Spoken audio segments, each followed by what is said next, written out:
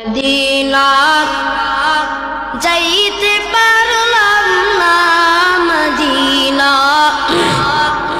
দেখতে পারলাম না, মদিনা যাইতে পারলাম না, মদিনা দেখতে পারলাম না। গজলটা বলেন, আল্লাহ তো সৌভাগ্য করে দেয় মদিনা যাওয়ার জন্য, হইতে পারে না। গজলটা বলেন, মদিনা যাইতে পারলাম না, মদিনা দেখতে পারলাম না, আমি অসহায় তাই এত দূরে রই, শুধু সালাম জানাই, মদিনা যাইতে পারলাম না, মদিনা দেখতে পারলাম না, মদিনা যাইতে পারলাম না, মদিনা দেখতে পারলাম না। মদিনা নাম কত সুন্দর।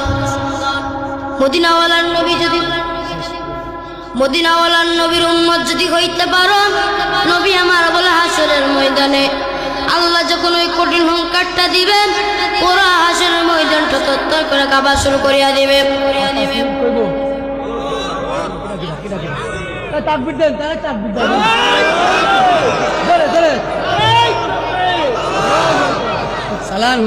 মদিনাওয়ালার নবীর উম্মত যদি হইতে পারো, শুনে নাও নবী আমার জানায় দিয়েছেন, ওই হাসরের ময়দানে জাহান্নাম একদিক থেকে আসবে, একদিক থেকে ফেরেশতার দল আসবে। আল্লাহ জাহান্নামকে আটকাইতে বলবে, জাহান্নাম শুধু একই কথা বলবে, হাল মিন মাজিদ, হাল মিন মাজিদ। ও আল্লাহ, আপনি আপনার গুনাহগার গুলারে আমার পেটের ভিতরে যান। আল্লাহ ডাকতে বলবে, জাহান্নাম একটু শান্ত হয়, একটু শান্ত হয়, মাওলার আগে বিচারটা করতে দাও, আমি আল্লাহর আগে বিচারটা করতে দাও। বিচার যদি শেষ হয়, আমি আল্লাহ তারপরে তোমার পেটের ভিতরে দিব। জাহান্নাম থামতে থাকবে না, জাহান্নাম থামতে চাইবে না। আল্লাহ ডাকতে বলবে, ফেরেশতার দল তাড়াতাড়ি যাও, তাড়াতাড়ি যাও, শিকল দিয়ে আটকাও জাহান্নামকে। 70,000 ফেরেশতা, 70,000 শিকল, প্রত্যেকটা শিকলের গুড়ায় গুড়ায় 70,000 করে ফেরেশতা। এত ফেরেশতা জাহান্নামকে টেনে ধরে আটকাইতে পারবে না।